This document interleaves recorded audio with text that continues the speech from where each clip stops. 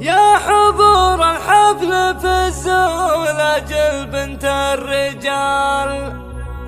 صافية ست الرعابيب غير عنا البشار من سلايل لابت العز وكرم السبال العتيب بين كل العرب عز وفخار اقبل يا منبع زين يا كل الجمال يا ام ياسر والله انك مثل وجه القمر يا حضور الحفل في الزول اجل بنت الرجال صافية ست الرعابيب غير عنا البشار يوم طلت خلت الحاضن كل ذنهبال طلت ما تشبه الا قمر 15 انت يا ام احلى عروسه وكاملة الدلال لك نسوق التهاني وننثرها شعر امك الشيخاتنا ومزبل افعال الجزال دوم سيرتها على العز نوم صوت ظفر والخوات بصف واحد غدا مضرب مثال صفهم مثل الجبل والجبل ما ينكسر في شريفه يضرب الشعر ويزين المقال درة يفرق حلاها على كل الدرر والملاك نوير اللي مثل وصف الغزال كانها للزين صارت وكل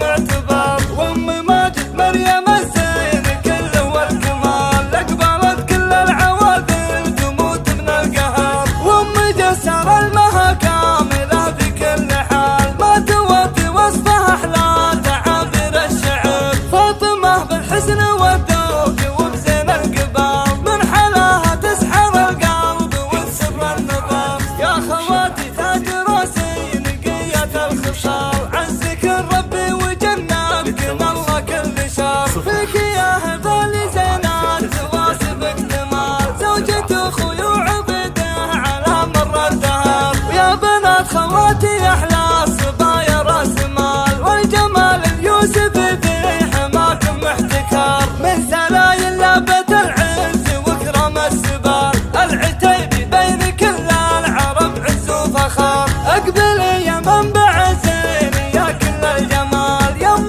ياسر والله انك مثل وجه القمر يا حضور الحفل في الزول اجل بنت الرجال صافية ست الرعابيب غير عنا البشار يوم طلت خلت الحاضن كل ذنهبال طلت ما تشبه الا قمر 15 انت يا ام احلى عروسه وكاملة الدلال لك نسوق التهاني وننثرها شعر امك الشيخاتنا